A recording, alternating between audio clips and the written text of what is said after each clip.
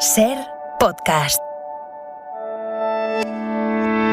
Muy pronto estrenamos Y ahora que leo, un podcast donde os contamos los grandes éxitos de la literatura española actual en exclusiva en Podimo.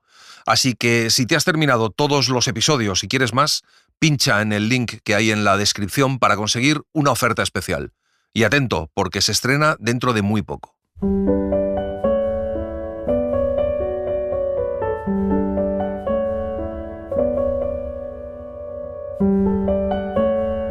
Un libro, una hora.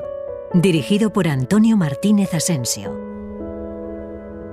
Bienvenidos al podcast de Un libro, una hora. En este episodio os vamos a contar Niebla, de Miguel de Unamuno. Miguel de Unamuno nació en Bilbao en 1864 y murió en Salamanca en 1936. Escribió, además de una cantidad ingente de artículos y ensayos, 8 poemarios. Estrenó una docena de dramas y es autor de 5 novelas largas, 8 breves y un buen puñado de cuentos. Entre los escritores de la generación del 98 probablemente sea el más polifacético. Miguel de Unamuno fue, sobre todo, un intelectual inconformista que hizo de la polémica una forma de búsqueda. Es el autor de Vida de Don Quijote y Sancho, del sentimiento trágico de la vida en los hombres y en los pueblos, de Abel Sánchez y la tía Tula, que ya les hemos contado en Un libro, una hora, o San Manuel, bueno mártir. Niebla se publicó en 1914. En la novela el personaje principal se rebela contra su autor y la escena constituyó en su momento un golpe de efecto espectacular. Niebla es una novela brutal, extraordinaria, divertidísima y de una profundidad que de alguna forma te cambia. Vamos allá. Al aparecer, Augusto, a la puerta de su casa, extendió el brazo derecho, con la mano palma abajo y abierta, y dirigiendo los ojos al cielo, quedóse un momento parado en esta actitud estatuaria y augusta. No era que tomaba posesión del mundo exterior, sino era que observaba si llovía. Así comienza Niebla, con Augusto Pérez, un paseante de la vida, sin decidir hacia dónde ir mientras abre el paraguas, cuando pasa por la calle una garrida moza, y tras de sus ojos se va, como imantado. Y así, una calle y otra, hasta que se detiene a la puerta de la casa donde ha entrado la mujer. La portera de la casa le mira con ojillos maliciosos. Augusto mete la mano al bolsillo y encuentra un duro. Sin sacarlo aún del bolsillo, le pregunta a la portera el nombre de la señorita que acaba de entrar, y la portera se lo dice, y le cuenta que es soltera y huérfana, que vive con unos tíos, y que se dedica a dar lecciones de piano. Augusto le da el duro y la portera, que se llama Margarita, se lo agradece ofreciéndole sus servicios y su absoluta discreción. Augusto se detiene a apuntar el nombre completo y la dirección de la señorita. Lleva un libro de memorias en el bolsillo. Eugenia Domingo del Arco, Avenida de la Alameda 58. Encima de esta puntuación había estos 2 endecasílabos. De la cuna nos viene la tristeza y también de la cuna la alegría. Vaya, se dijo Augusto, esta Eugenita. La profesora de piano me ha cortado un excelente principio de poesía lírica trascendental. Me queda interrumpida. ¿Interrumpida? Sí.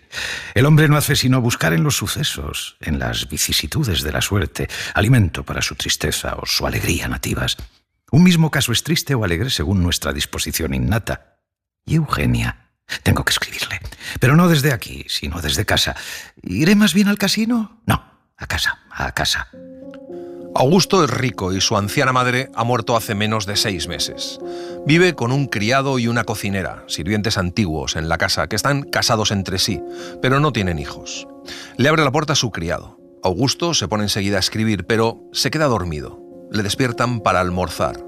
No hace más que pensar en Eugenia.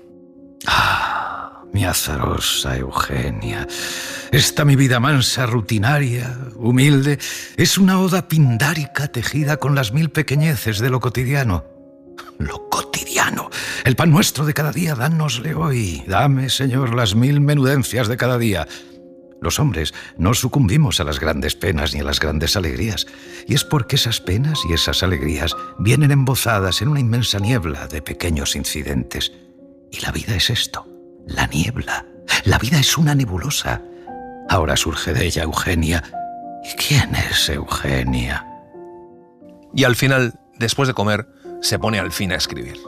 Le cuenta a Eugenia en la carta el azar de haberse cruzado con ella, la atracción de sus ojos y cómo la siguió, y le pide una cita. cierra la carta y vuelve a echarse a la calle, camino de la avenida de la Alameda. Mientras va hablando consigo mismo, se cruza con Eugenia, sin darse cuenta. La niebla espiritual es demasiado densa, pero Eugenia sí se fija en él, y se dice que ese joven no tiene mal porte y parece bien acomodado. Y es que, sin darse clara cuenta de ello, adivinó a uno que por la mañana la había seguido. Las mujeres saben siempre cuándo se las mira aún sin verlas y cuándo se las ve sin mirarlas. Y siguen los dos, Augusto y Eugenia, en direcciones contrarias. Augusto se encuentra ante la sonrisa de Margarita y le pide que haga llegar su carta a las propias blancas manos de la señorita Eugenia. Margarita le cuenta que la señorita ha tenido muchos pretendientes y que ahora tiene algo así como un novio o un aspirante a novio. Augusto se retira proponiéndose luchar por Eugenia y caminando se encuentra a la puerta del casino donde Víctor, su amigo Víctor, le espera para echar la cotidiana partida de ajedrez. Le cuenta su encuentro con Eugenia y Víctor le dice que conoce a la profesora de piano. Augusto pierde la partida y cuando se va hacia casa cavilando se cruza de nuevo con Eugenia, pero tampoco se da cuenta. Muchas noches, antes de acostarse, Augusto echa una partida de tute con su criado, Domingo, y mientras, la mujer de la cocinera, Liduvina, contempla el juego. Y cuando les cuenta algo de Eugenia esa noche, resulta que también la conocen. Y pierde también la partida, por distraído. Cuando se acuesta, piensa que todos la conocen, menos él. La palabra niebla se emplea más de 40 veces a lo largo del texto, pródigo en invocaciones a la niebla, y en expresiones como niebla espiritual, niebla de la vida, niebla cotidiana, etc. Un impreciso concepto de niebla existencial, pues parece constituir el sustrato narrativo, pero la novela tiene un íntimo parentesco con la literatura urbana del XIX. El concepto de niebla apunta al ámbito urbano como una inmensa niebla de pequeños incidentes, que se traduce en los habitantes de la ciudad en una niebla espiritual, en cuya penumbra prospera ese afroditismo que a Unamuno se le antoja tan condenable. La novela narra el despertar de la voluptuosidad en el hasta entonces casto Augusto Pérez y los desórdenes de todo tipo que ello conlleva, consecuencia todos de su condición de urbanita. Tengo que tomar alguna determinación, se decía Augusto paseándose frente a la casa número 58 de la avenida de la Alameda. Esto no puede seguir así. En aquel momento se abrió uno de los balcones del piso segundo, en que vivía Eugenia, y apareció una señora enjuta y cana con una jaula en la mano. Iba a poner el canario al sol, pero al ir a ponerlo, faltó el clavo y la jaula se vino abajo. La señora lanzó un grito de desesperación. ¡Ay, mi pichín! Augusto se precipitó a recoger la jaula. El pobre canario revoloteaba dentro de ella despavorido. Augusto le sube la jaula a la señora, que se lo agradece y le invita a pasar. Entra en la sala un caballero anciano, el tío de Eugenia, sin duda. Lleva anteojos ahumados y un fez en la cabeza, y lo primero que hace es decirle a Augusto una frase en esperanto. Le dice que es anarquista místico. Augusto piensa en la huida, pero el amor a Eugenia le contiene. Se presenta y les cuenta que no es casual que estuviera bajo su ventana, y que Eugenia le parece encantadora. Resulta que ambos conocían a la madre de Augusto y la tía le sorprende diciéndole que tiene abiertas las puertas de esa casa y que así como así va a ayudarle a quitar a esa chiquilla un caprichito que se le ha metido en la cabeza. Que a ella, Augusto, le parece un excelente sujeto, bien educado, de buena familia, con una renta más que regular y que a partir de ahora es su candidato. Y le cuenta la desgracia de Eugenia. El padre de Eugenia se suicidó después de una operación bursátil desgraciadísima y dejándola casi en la miseria. Le quedó una casa, pero grabada con una hipoteca que se lleva sus rentas todas. Y la pobre chica se ha empeñado en ir ahorrando de su trabajo hasta reunir con qué levantar la hipoteca. Figúrese usted, ni aunque se esté dando lecciones de piano 60 años. Augusto concibió al punto un propósito generoso y heroico. Cuando Eugenia vuelve a casa, lo primero que hace la tía es contarle que ha estado allí Augusto. La tía le dice que Augusto es un mozo joven, no feo, apuesto, bien educado, fino y sobre todo rico. Y Eugenia le contesta que se puede quedar con su riqueza, que si ella trabaja no es para venderse. La tía le contesta que tiene que verle y que con el tiempo cambiará de idea. Eugenia se niega y su tía le pide que lo piense porque Augusto es un gran partido. ¡Ay, Orfeo! Decía ya en su casa Augusto dándole la leche a aquel. ¡Ay, Orfeo! Di el gran paso, el paso decisivo. Entré en su hogar, entré en el santuario. ¿De dónde ha brotado Eugenia? ¿Es ella una creación mía o soy creación suya yo? ¿O somos los dos creaciones mutuas, ella de mí y yo de ella? ¿No te ha ocurrido alguna vez a ti esto, Orfeo? Aunque no, porque tú eres joven todavía y no tienes experiencia de la vida. Y además eres perro. Augusto acude a casa de Eugenia, donde le reciben sus tíos, doña Ermelinda y don Fermín. Esperan los tres a que llegue Eugenia. Augusto está nervioso. Al fin llega Eugenia. Augusto alarga su mano para saludarla, pensando que se va a quemar con la de Eugenia, pero en absoluto. Una mano blanca y fría, blanca como la nieve fría, toca la mano de Augusto, que siente que se derrama por su ser todo como un fluido de serenidad. Augusto intenta acercarse a ella, hablándole de la música, pero Eugenia le contesta que no le gusta la música ni pizca y que solo cumple con su deber profesional para ganarse la vida. Y la tía le dice a Eugenia que Augusto ya está informado de lo de la hipoteca. Eugenia se altera y se pone en pie dispuesta a irse. Le dice a Augusto que responderá su carta cuando mejor le plazca y sin que nadie le cohiba a ello. Y se va, dando a Augusto para despedirle la mano tan blanca y tan fría como antes y como la nieve. Despidiéronse. Y Augusto salió a la calle como aligerado de un gran peso y hasta gozoso. Nunca hubiera presupuesto lo que le pasaba por dentro del espíritu. Aquella manera de habérsele presentado Eugenia, la primera vez que se vieron de quieto y de cerca y que se hablaron, lejos de dolerle, encendíale más y le animaba. El mundo le parecía más grande, el aire más puro y más azul, el cielo. Era como si respirase por vez primera. En lo más íntimo de sus oídos cantaba aquella palabra de su madre: «Cásate». Al día siguiente, Eugenia está hablando en el reducido cuchitril de una portería con un joven que se llama Mauricio, a quien Eugenia le está diciendo que esto se tiene que acabar, que no pueden seguir así. Le cuenta lo de Augusto y le dice que le conmueven las miradas de su nuevo pretendiente y que aunque para ella no hay nadie más que Mauricio, es preciso que éste se decida a casarse con ella ya. Pero Mauricio no tiene trabajo y no quiere vivir del trabajo de ella. Quiere esperar. Eugenia le dice que sabe que en el fondo no es más que un haragán.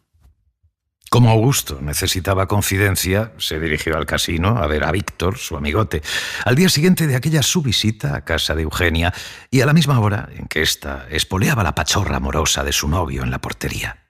Sentíase otro Augusto. Le cuenta a Víctor que se ha enamorado de Eugenia y la escena en casa de sus tíos, y le dice que no sabe qué le pasa desde entonces, porque tiene la sensación de que casi todas las mujeres que ve le parecen hermosuras, y que desde que ha salido de casa se ha enamorado ya de 3 o 4. Víctor le contesta que eso es que se le ha despertado su repuesto de amor, y que cuando alguien como él se enamora de verdad de una mujer, se enamora a la vez de todas las demás. Y Víctor sospecha que de hecho Augusto cree que está enamorado, pero solo lo está de cabeza. Cuando llamó aquel otro día Augusto a casa de don Fermín y doña Ermelinda, la criada le pasó a la sala diciéndole: «Ahora aviso». Quedóse un momento solo y como si estuviese en el vacío. Sentía una profunda opresión en el pecho. Ceñíale una angustiosa sensación de solemnidad. Entráronle ganas de echar a correr, de escaparse. De pronto, al oír unos pasos menudos, sintió un puñal de hielo atravesarle el pecho y como una bruma invadirle la cabeza. Abrióse la puerta de la sala y apareció Eugenia. El pobre se apoyó en el respaldo de una butaca. Eugenia le pregunta si se siente mal y va a buscar un vaso de agua. Cuando Augusto se tranquiliza un poco, Eugenia le dice que le esperaba cualquier día y que ha dado orden a la criada de hacerle pasar aunque no estén sus tíos, porque desea que hablen a solas. Aunque le dice que le parece que Augusto no está en disposición de que hablen tranquilamente, como buenos amigos. Cuando le coge la mano para tomarle el pulso, Augusto se pone rojo. Los ojos de Eugenia se le borran de la vista y no ve ya nada sino una niebla roja. Eugenia le cuenta que tiene novio y que se quiere casar con él. Pero es, Eugenia, que yo no pretendo nada, que no busco nada, que nada pido. Es, Eugenia, que yo me contento con que se me deje venir de cuando en cuando a bañar mi espíritu en la mirada de esos ojos, a embriagarme en el vaho de su respiración. A los pocos momentos se oye la puerta y entran los tíos de Eugenia en la sala, y Eugenia aprovecha para despedirse de Augusto y salir.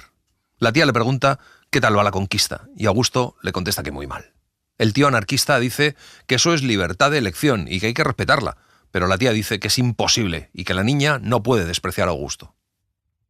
Pero señora, reflexione. Fíjese, no se debe violentar así la voluntad de una joven como Eugenia. Se trata de su felicidad y no debemos todos preocuparnos sino de ella y hasta sacrificarnos para que la consiga. Augusto se siente capaz de las más heroicas determinaciones, de los más grandes sacrificios, y está decidido a demostrar que está enamorado de corazón. Dice que Eugenia le ha despertado a la verdadera vida y que por ello le debe gratitud eterna, y sale solemnemente. A los prólogos mismos de sus novelas y colecciones de novelas los terminaba considerando Unamuno novelas también, la novela de mis novelas.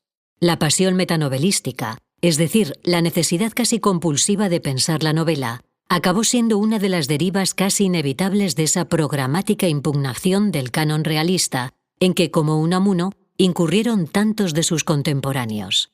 Dicha pasión fue especialmente fuerte en Unamuno, que hasta el final de su vida no cejó en teorizar sobre el género, y ensayó una atrevida modalidad de novela en marcha, construida desde la convicción de que cuando un pensamiento nuestro queda fijado por la escritura, expresado, cristalizado, queda ya muerto. Al día siguiente está en su casa Augusto cuando Liduvina le avisa de que ha venido la chica del planchado, Rosario. Entra la muchacha llevando un cesto y se quedan mirándose. Ella, la pobre, siente que se le enciende el rostro.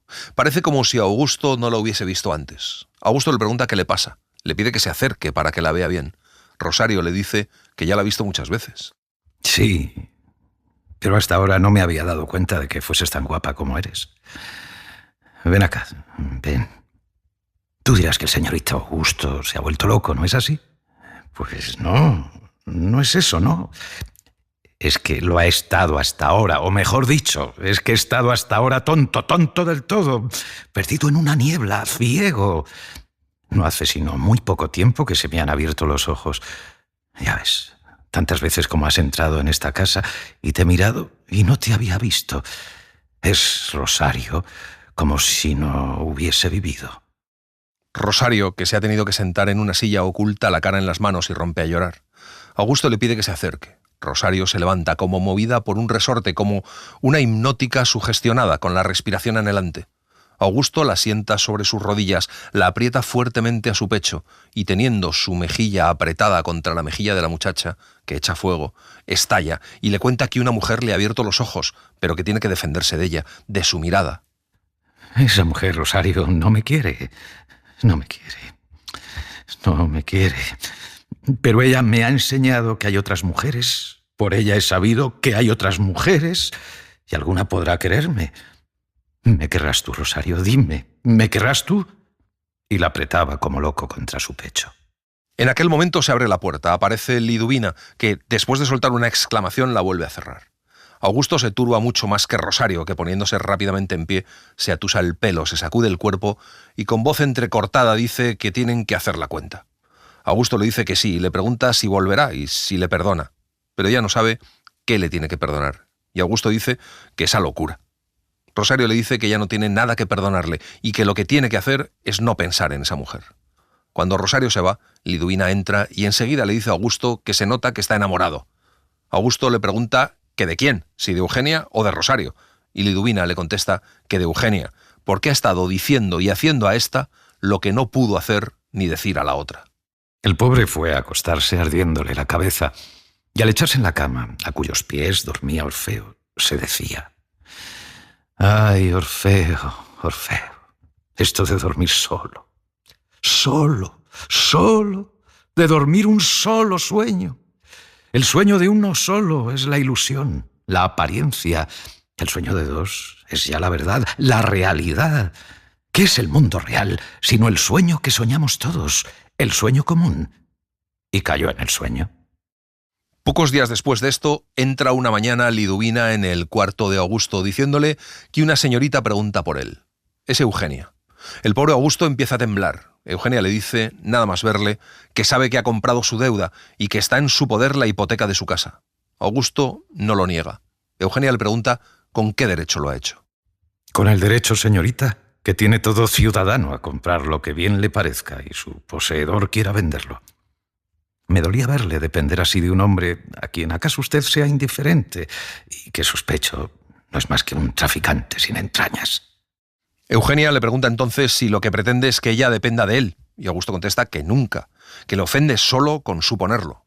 Sale agitadísimo y vuelve con unos papeles que le entrega a Eugenia diciéndole que esos son los papeles que acreditan su deuda y que haga con ellos lo que quiera. Entonces Eugenia le replica que lo que él quiere es ligarla por la gratitud, que quiere comprarla y que eso es una infamia. Se levanta y le dice que no acepta su limosna o su oferta y que trabajará más que nunca, que hará que trabaje su novio.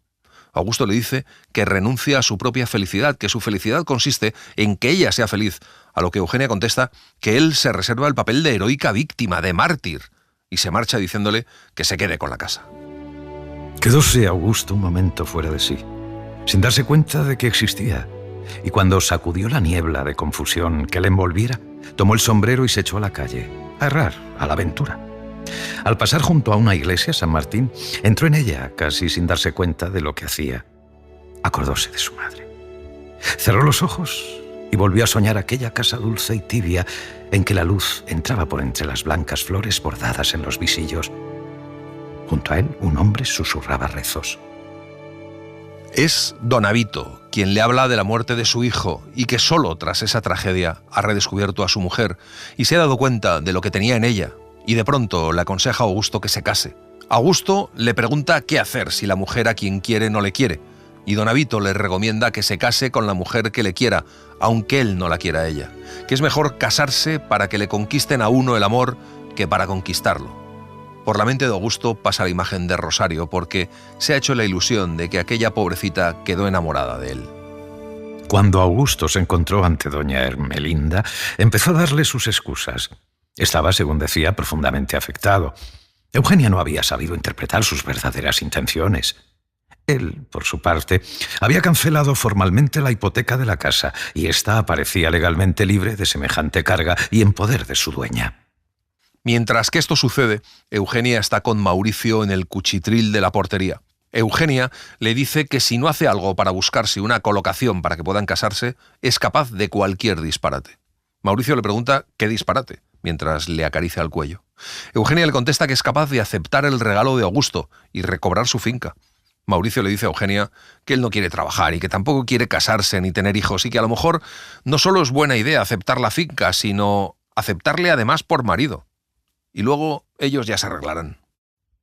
Se salió Eugenia con los ojos hechos un incendio y diciéndose: «¡Pero qué brutos, qué brutos! Jamás lo hubiera creído. ¡Qué brutos!». Y al llegar a su casa se encerró en su cuarto y rompió a llorar. Y tuvo que acostarse presa de una fiebre. Mauricio se quedó un breve rato como suspenso. Mas pronto se repuso, encendió un cigarrillo, salió a la calle y le echó un piropo a la primera moza de garbo que pasó a su lado. Víctor le cuenta un día a Augusto que está escribiendo una novela, que no tiene argumento, o mejor dicho, que será el que vaya saliendo, que el argumento se hace él solo, que sus personajes se irán haciendo según obren y hablen, sobre todo según hablen, y su carácter se irá formando poco a poco, y que tendrá mucho diálogo, y que así parecerá que el autor no dice las cosas por sí. Y luego le dice a Augusto que es muy frecuente que un autor acabe por ser juguete de sus ficciones, que empieza creyendo que lleva a los personajes y es fácil que acaben ellos llevando al autor, que meterá todo lo que se le ocurra. Pues acabará no siendo novela. No, será nivola. Así nadie tendrá derecho a decir que deroga las leyes de su género. Invento el género e inventar un género no es más que darle un nombre nuevo y le doy las leyes que me place. Y mucho diálogo. Y cuando un personaje se queda solo, entonces un monólogo. Y para que parezca algo así como diálogo, invento un perro a quien el personaje se dirige. ¿Sabes, Víctor? Que se me antoja que me están inventando. Al separarse va Augusto preguntándose si todo lo que le pasa y lo que les pasa a los que le rodean es realidad o ficción. Si acaso todo esto no será un sueño de Dios que se desvanecerá en cuanto él despierte. Orfeo le sale al encuentro y le lame la mano. Liduvina le dice que le aguarda Rosario con la plancha. Augusto la saluda. Enseguida le dice que quiere que se olvide de lo del otro día, que fue una locura, y va acercándose a la chica. Ella le espera tranquilamente y como resignada. Augusto se sienta en un sofá y la llama. Le pide que se siente sobre sus rodillas de nuevo y la está mirando un buen rato a los ojos. Ella resiste tranquilamente aquella mirada, pero tiembla. La chica apoya la cabeza en el pecho de Augusto, ocultándolo en él, y rompe a llorar, procurando ahogar sus sollozos. Augusto le acaricia la cabellera. Rosario le pregunta entonces por Eugenia y Augusto le contesta que esa mujer ha acabado por rechazarle del todo. La chica le mira cara a cara, como para ver si dice la verdad. Augusto la ciñe con sus brazos y la aprieta a su pecho. La pobrecilla le echa un brazo sobre el hombro como para apoyarse en él y vuelve a ocultar su cara en el seno de Augusto, que empieza a besar a Rosario en los ojos. De pronto se levantó y dijo dejándola: Déjame. Tengo miedo, no sé de quién. De ti, de mí, de lo que sea. De Liduvina. Mira, vete. ¿Pero volverás? ¿No es eso? ¿Volverás? Abalanzóse Augusto a la chica, que se había ya puesto en pie, la cogió, la apretó contra su pecho, juntó sus labios secos a los labios de ella y así, sin besarla, se estuvo un rato apretando boca a boca mientras sacudía su cabeza y luego soltándola. Anda, vete. Unamuno, partícipe de una inconformidad con la tradición heredada, creó la etiqueta de Nivolas para hablar de lo que estaba escribiendo. Él mismo hubo de lamentar la fortuna que alcanzó lo que no dejaba de ser una especie de mal chiste, otra ingenua zorrería para intrigar a los críticos, que enseguida se aficionaron al neologismo, porque, según Unamuno, ello favorecía su pereza mental. Lo cierto es que con su nuevo proceder, Unamuno polemizaba abiertamente con el concepto más común del realismo, cosa puramente externa, aparencial, cortical y anecdótica, al que oponía el que se ocupaba de la realidad en su dimensión íntima, creativa y de voluntad. A los 2 días de esto, doña Ermelinda va a visitar a Augusto. Dice que trae una misión de parte de Eugenia. Le cuenta que no sabe lo que ha pasado, pero que no quiere oír hablar del novio, que ha estado varios días de morros y que ayer le dijo que estaba arrepentida de cuanto le había dicho Augusto, que se excedió, que fue injusta y que reconoce la rectitud y nobleza de sus intenciones y que quiere que le perdone. Ante todo, Eugenia quiere que Augusto la crea, que si dijo aquello fue por excitación y por despecho, pero que no es lo que cree. Y le cuenta que Eugenia le ha pedido que averigüe si a Augusto le molestaría que ella aceptase, sin compromiso alguno, el regalo de su propia casa. Después de haberme pedido perdón por aquella especie ofensiva de que con mi donativo buscaba comprarla, forzando su agradecimiento, no sé bien a qué viene a aceptarlo, pero haciendo constar que sin compromiso. ¿Qué compromiso? Vamos, ¿qué compromiso? ¿Es que esa muchacha se va a burlar de mí y va a querer jugar conmigo? Ya tengo dicho que la hipoteca se deshizo, que la he cancelado y que si ella no se hace cargo de su casa, yo nada tengo que ver con ella. Y que me lo agradezca o no, ya no me importa. Doña Ermelina le pide que no se exalte y que lo que Eugenia quiere es hacer las paces con él y que vuelvan a ser amigos. A lo que Augusto contesta si de lo que ahora se trata es de pescarle. Pero la tía de Eugenia dice que su sobrina no quiere pescarle, que ha dicho 1 y 1000 veces que no le gusta como marido, que no quiere casarse, sino con un hombre de quien esté enamorada. Augusto le dice que muy bien, que acepta sus explicaciones, que se las agradece profundamente y que seguirán siendo amigos. Un amigo leal y noble, pero que él no es sustituto ni vicenovio, ni plato de segunda mesa. Separáronse. Cuando doña Ermelinda llegó a casa y contó a su sobrina la conversación con Augusto, Eugenia se dijo: aquí hay otra, no me cabe duda, ahora sí que le reconquisto. Augusto, por su parte, al quedarse solo, púsose a pasear por la estancia diciéndose: quiere jugar conmigo, como si yo fuese un piano. Me deja, me toma, me volverá a dejar. Yo estaba de reserva, diga lo que quiera. Anda buscando que yo vuelva a solicitarla. ¿Acaso para vengarse? Tal vez para dar celos al otro y volverle al retortero. Al día siguiente le anuncian que una señorita desea verle. Es Eugenia. Como un relámpago se le pasa por la cabeza despacharla. Se dice que viene a conquistarle, a jugar con él, como con un muñeco. Pero luego lo piensa mejor y se dice que hay que mostrarse. Le tiene absorto la intrepidez de aquella mujer. Cuando Augusto entra en la sala, Eugenia está de pie. Lo primero que le dice es que a él le han engañado lo mismo que a ella. Se sientan los dos. Eugenia le dice que se alegra de que queden como amigos y le tiende la mano, fina, blanca y fría como la nieve. Augusto la estrecha en la suya, que en aquel momento tiembla. Don Augusto, las cosas claras, muy claras. ¿Cree usted que es fácil que después de lo pasado y sabiendo, como ya se sabe entre nuestros conocimientos, que usted ha deshipotecado mi patrimonio regalándomelo así, es fácil que haya quien se dirija a mí con ciertas pretensiones? Augusto no sabe qué contestar. Ve que Eugenia se enjuga una furtiva lágrima. Le pregunta a Eugenia qué quiere que hagan y ella dice que es la fatalidad, una desgracia. Augusto va dejando su butaca para sentarse en el sofá al lado de Eugenia. Le dice que la fatalidad es ella y le echa el brazo al cuello, la trae así y la aprieta contra su seno. Ella tranquilamente se quita el sombrero. Augusto empieza a llenarle de besos la frente y los ojos. Se oye la respiración de ambos. En ese momento se oye llamar a la puerta y Augusto, tembloroso, encendido de rostro, pregunta con voz seca ¿qué hay? Y Liduvina contesta que la Rosario, que espera. Augusto cambia de color, poniéndose lívido. Eugenia exclama que allí ella estorba. Púsose el sombrero, tendió su mano a Augusto, que cogiéndosela se la llevó a los labios y la cubrió de besos, y salió, acompañándola a él hasta la puerta. La miró un rato bajar la escalera garbosa y con pie firme. Desde un descansillo de abajo alzó ella sus ojos y le saludó con la mirada y con la mano. Augusto entra al gabinete y Rosario le dice que esa mujer le está engañando. Augusto le contesta que a ella qué le importa y Rosario le dice que le importa todo lo de él. Augusto le dice que está celosa y Rosario le contesta que si supiera cómo se ha criado y en qué familia, comprendería que está fuera de esas cosas de celos. Augusto le dice que se calle, la coge con sus dos manos de los hombros, la pone cara a cara consigo y se le queda mirando a los ojos. Pero es Augusto quien se demuda de color, no ella. Rosario le dice que él es un infeliz, un pobre hombre, y que se fíe siempre de ella.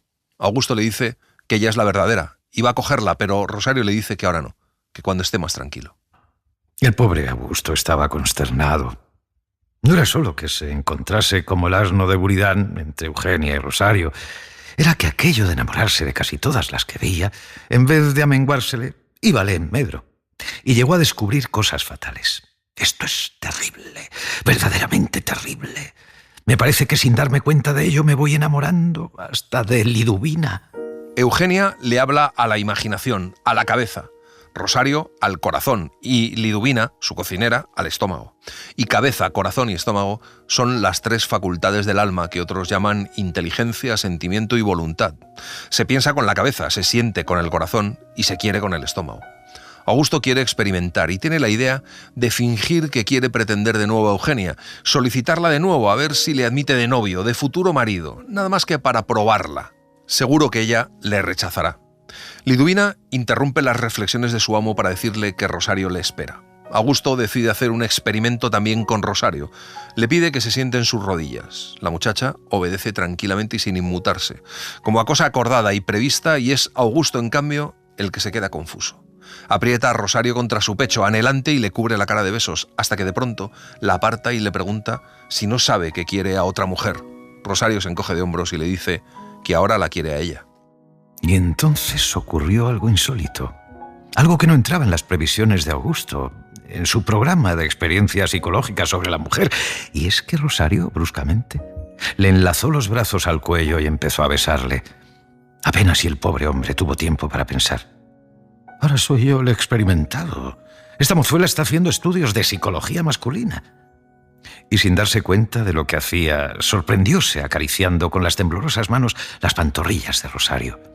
Levantóse de pronto a Augusto, levantó luego en vilo a Rosario y la echó en el sofá. Ella se dejaba hacer, con el rostro encendido, y él, teniéndola sujeta de los brazos con sus dos manos, se le quedó mirando a los ojos. Y al verse a sí mismo en aquellos ojos como en un espejo vivo, siente que la primera exaltación se le va templando. Y el espejo le mira de un modo extraño. Rosario piensa que ese hombre no es como los demás y que debe estar loco.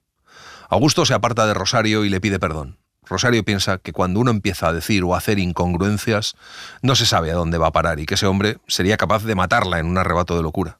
Y le brotan unas lágrimas, que Augusto interpreta al revés y vuelve a pedirle perdón y le dice que no sabe lo que se hacía. Y ella piensa que lo que no sabe es lo que no se hace. Y luego le dice que se vaya. Y Rosario siente lástima de él. Augusto, por ocupar el tiempo, llama a Liduvina y al verla ante sí tan serena, tan rolliza, sonriéndose maliciosamente, es tal y tan insólito el sentimiento que le invade que se escapa a la calle. Augusto se dirigió a casa de Eugenia dispuesto a tentar la última experiencia psicológica, la definitiva, aunque temiendo que ella le rechazase. Y encontróse con ella en la escalera, que bajaba para salir cuando él subía para entrar. Obligó a Augusto a que subiese con ella. El pobre hombre, que había ido con aires de experimentador, sentíase ahora rana. Augusto le dice que no puede resignarse a que solo sean amigos, y le dice que lo que quiere es que sean marido y mujer. Eugenia le pregunta por la Rosario esa, y Augusto dice que no debe pensar en ella. Eugenia entonces se quita el sombrero, lo deja sobre una mesilla y vuelve a sentarse, y le dice que ya que él no se cree obligado a guardar la palabra, ella tampoco debe guardarla. Y además le dice que quiere librarle de la Rosario y de las demás Rosarios o Petras que puedan envolverle. Le confiesa que lo que no hizo la gratitud ni hizo el despecho lo hace la compasión y que le da pena, mucha pena. Y al decir esto, le da 2 leves palmaditas con la diestra en una rodilla. Augusto le tiende los brazos como para cogerla, pero ella se aparta y le dice que habrá que esperar a estar casados. Augusto se siente ya completamente rana. Entonces Eugenia llama a su tío y le da la buena noticia. Poco después llaman a la puerta y aparece la tía, que dice que eso ya lo sabía ella, y Augusto piensa que le han pescado entre todos. Empezó entonces para Augusto una nueva vida. Casi todo el día se lo pasaba en casa de su novia y estudiando no psicología, sino estética. ¿Y Rosario? Rosario no volvió por su casa. La siguiente vez que le llevaron la ropa planchada fue otra la que se la llevó, una mujer cualquiera, y apenas se atrevió a preguntar por qué no venía ya Rosario. Eugenia le dice a Augusto que no quiere perros en su casa, así que tendrá que desprenderse de Orfeo cuando se casen. Otro día le dice que tiene que hablarle de una cosa muy grave, y le cuenta que Mauricio la persigue pretendiendo que le busque una colocación cualquiera, o un modo de vivir, y dice que si no, no la dejará vivir en paz. Le dice a Augusto que tal vez lo mejor es buscarle una colocación cualquiera que le dé para vivir y que sea lo más lejos posible. Augusto promete hablar con un amigo suyo y buscarles empleo. Y en efecto, lo encuentra y consigue que le destinen bastante lejos. Torció el gesto Augusto cuando una mañana le anunció Liduvina que un joven le esperaba y se encontró luego con que era Mauricio. Estuvo por despedirlo sin oírle, pero le atraía aquel hombre que fue en un tiempo novio de Eugenia, a la que ésta quiso y acaso seguía queriendo en algún modo. Aquel hombre que tal vez sabía de la que iba a ser mujer de él, de Augusto, intimidades que éste ignoraba. De aquel hombre que... había algo que les unía. En principio, Mauricio va para agradecerle a Augusto la gestión, pero luego le dice que va a consolarse con una tal Rosario que está en un taller de planchado. Augusto palidece. Se pregunta qué sabrá. Mauricio dice que a los despreciados se los debe dejar que se consuelen los unos con los otros, que a él le despacharon y que ha encontrado a una pobre chicuela a la que otro despreció. Augusto no pudo ya contenerse. Palideció primero, se encendió después, levantóse, cogió a Mauricio por los 2 brazos, lo levantó en vilo y le arrojó en el sofá sin darse clara cuenta de lo que hacía, como para estrangularlo.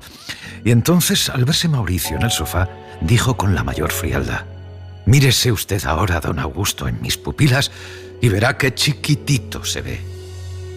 Para escribir su novela más urbana, Unamuno echa mano de una panoplia de recursos característicos de esa literatura urbana, de la que él abominaba, como pueden serlo los amagos de monólogo interior, las digresiones, la fragmentación narrativa, la interpolación de historias y anécdotas, los cambios de punto de vista, un humorismo más bien ramplón, o muy en particular cierta crudeza sexual, que en la actualidad resulta poco menos que inocente. Unamuno le impone hacia el final un giro metaliterario, que eleva el relato a alturas filosóficas en que se dirime calderonianamente la naturaleza ontológica, tanto del personaje de ficción como de su creador, y la eventual intercambiabilidad de sus papeles. Faltan 3 días para la boda. Augusto la quiere recogida y modesta, pero ella la prefiere con más boato y resonancia. A medida que se acerca, el novio arde por tomarse ciertas pequeñas libertades y confianzas, pero Eugenia se mantiene más todavía en reserva. Augusto nota en ella algo extraño, algo forzado. Le atormenta lo que Mauricio le dijo de llevarse a Rosario.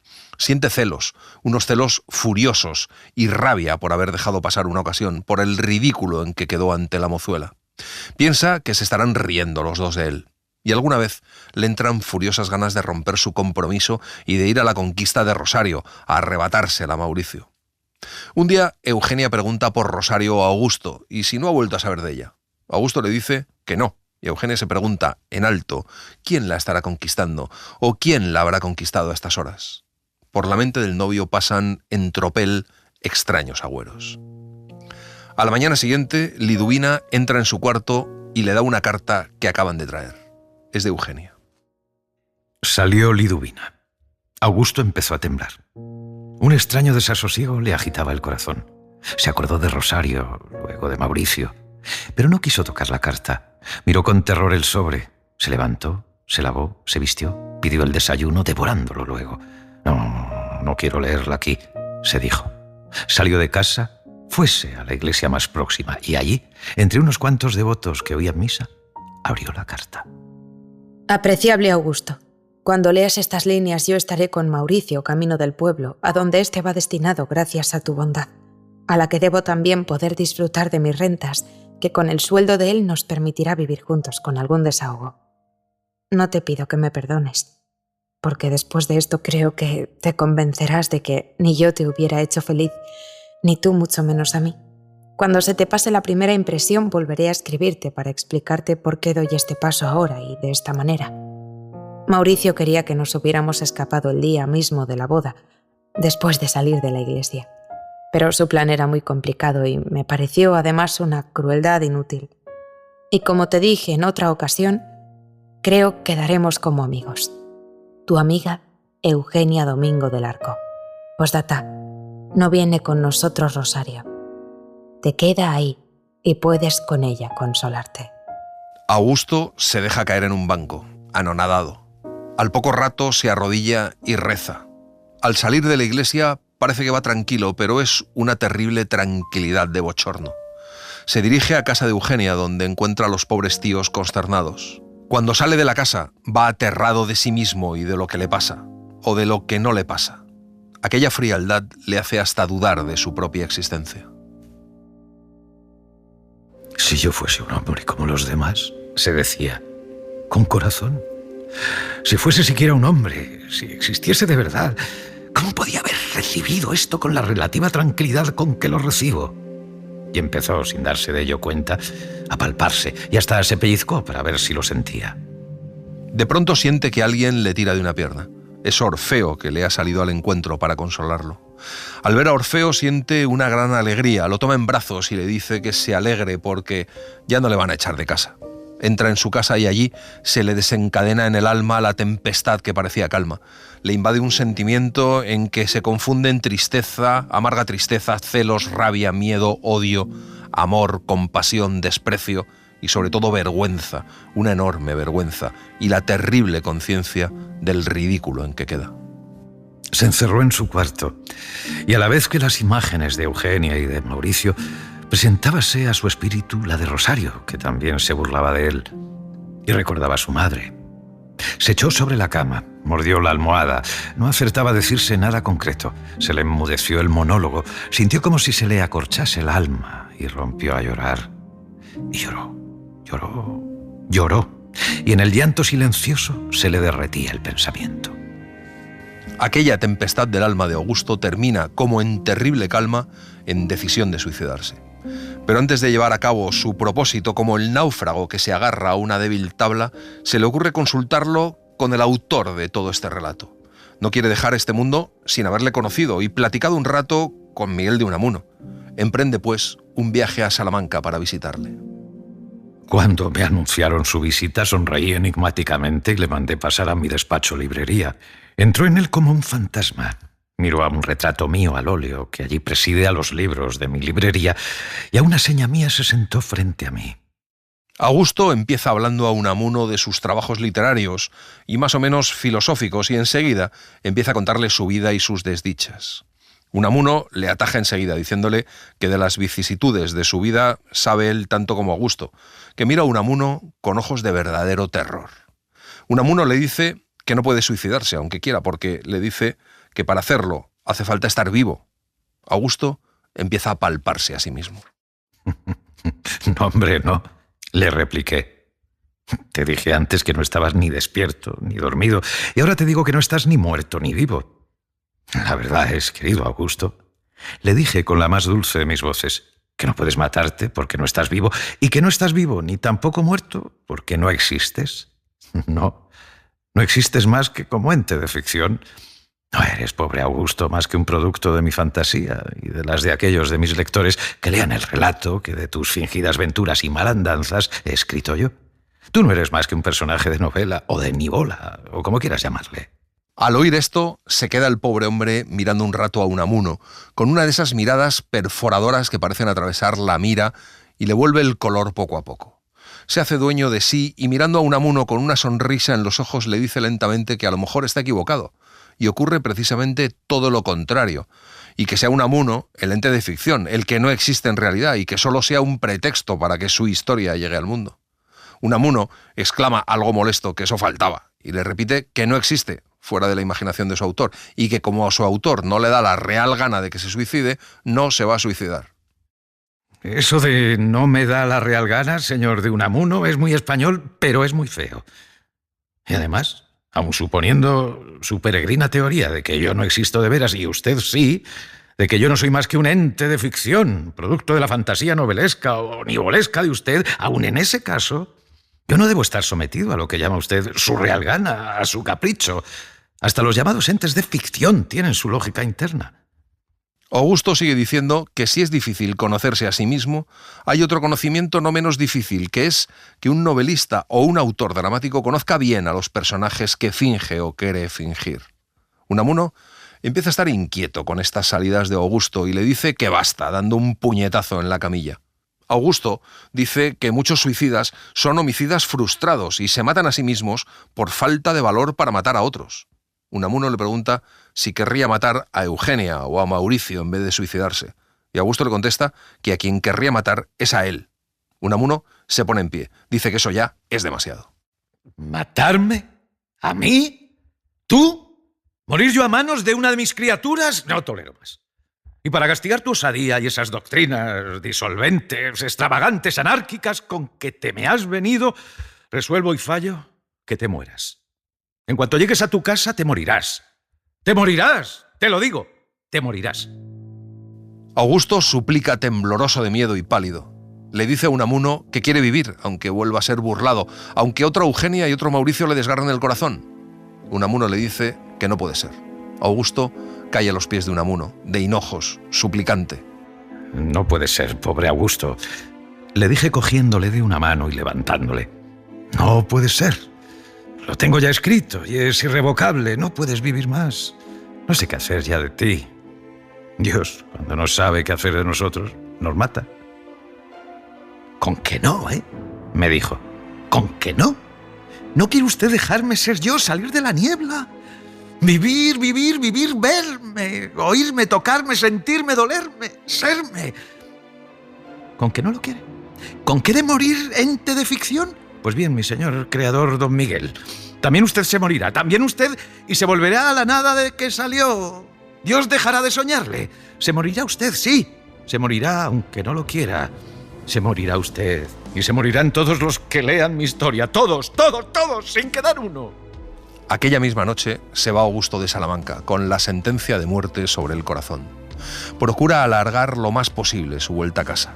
Va en el tren contando los minutos. Todas sus desventuras, sus amores con Eugenia y con Rosario, la historia de su boda frustrada, se han fundido en una niebla. ¿Será verdad que no existo realmente? ¿Tendrá razón este hombre al decir que no soy más que un producto de su fantasía, un puro ente de ficción? Supongamos que es verdad, que ese hombre me ha fingido, me ha soñado, me ha producido en su imaginación. Pero ¿no vivo ya en las de otros, en las de aquellos que lean el relato de mi vida? Y si vivo así en las fantasías de varios, ¿no es acaso real lo que es de varios y no de uno solo? Cuando llega a su casa, Liduvina, que sale a abrirle, palidece al verle. Dice que trae cara de muerto y Augusto le contesta que viene de otro mundo y al otro mundo va, que no está muerto ni vivo. No tiene ganas de cenar, pero se sienta a la mesa. A medida que cena, se le abre un extraño apetito, una rabia de comer más y más. Y luego piensa que no puede morirse, que solo se muere el que está vivo, el que existe. No hay inmortalidad como la de aquello que, cual yo, no ha nacido y no existe. Un ente de ficción es una idea, y una idea es siempre inmortal. Y sigue comiendo y recuerda haber leído varias veces que los condenados a muerte en las horas que pasan en capilla se dedican a comer. El alma, al enterarse de que va a morir, se entristece o se exalta, pero el cuerpo, si es un cuerpo sano, entra en apetito furioso, porque también el cuerpo se entera. ¡Como vorazmente! Luego voy a morir. Y pide queso, y pastas, y fruta. A Liduvina ya le parece excesivo y avisa a su marido, que le pregunta a Augusto qué le pasa. Y Augusto contesta que siente un terror loco a acostarse, pero que no puede tenerse en pie. Domingo le aconseja que se tome su café y su copa para empujar todo eso y asentarlo, y luego le propone dar un paseo juntos. Pero Augusto le dice que no puede y le pide que duerma esa noche en su cuarto, en un colchón, que le vele. Y ahora, mira, tráeme un pliego de papel. Voy a poner un telegrama que enviarás a su destino, así que yo me muera. Domingo obedeció, llevóle el papel y el tintero, y Augusto escribió: Salamanca, Unamuno. Se salió usted con la suya. He muerto. Augusto Pérez. El pobre Augusto tiembla de tal modo al ir a desnudarse que no puede ni aun cogerse las ropas para quitárselas. Se desnuda del todo. Domingo le acuesta y Augusto le pide que rece muy despacio al oído el Padre Nuestro, el Ave María y la Salve. Domingo le sube el embozo de las mantas y Augusto se queda dormido.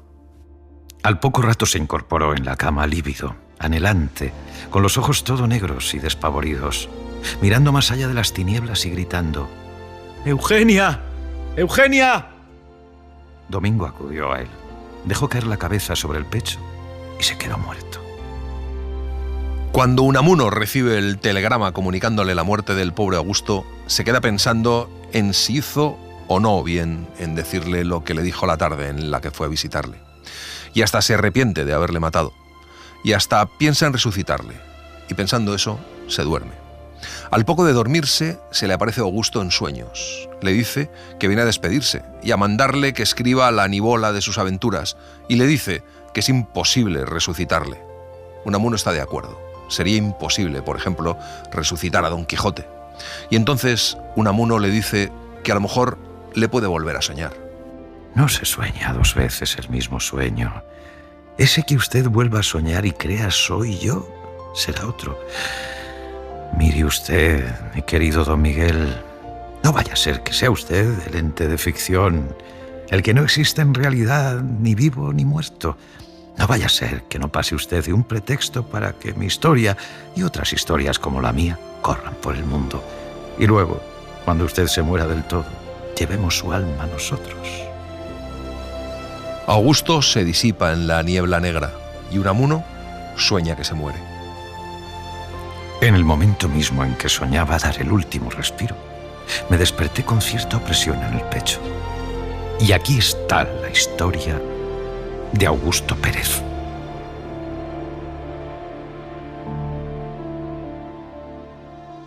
Y así les hemos contado Niebla, de Miguel de Unamuno. Hemos seguido la edición de Bolsillo, titulada Novelas poco ejemplares, que incluye, además, Abel Sánchez, La tía Tula y San Manuel Bueno, mártir, con edición y prólogo de Ignacio Echevarría, del que hemos citado algunos fragmentos. Gracias por estar ahí y gracias por leer. Un libro, una hora, en la cadena SER.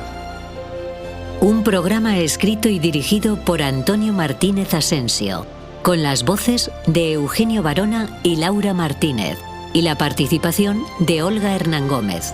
Realización de Mariano Revilla. Edición y montaje de sonido de Pablo Arévalo. Y en las redes, Virginia Díaz Pacheco. Suscríbete a Un libro, una hora. Todos los episodios y contenidos adicionales en la app de Cadena SER y en nuestros canales de Apple Podcast, Spotify, iVoox, Google Podcast y YouTube. Escúchanos en directo en la SER los domingos a las 5 de la mañana. Siempre hay mucho que leer y lo difícil es elegir, así que me he propuesto ponértelo fácil con ¿Y ahora qué leo?, mi nuevo podcast, exclusivo en Podimo, en el que te cuento los grandes éxitos de nuestra literatura actual. En el link que hay en la descripción tienes una oferta especial para que vayas cogiendo sitio. Cadena SER. La radio.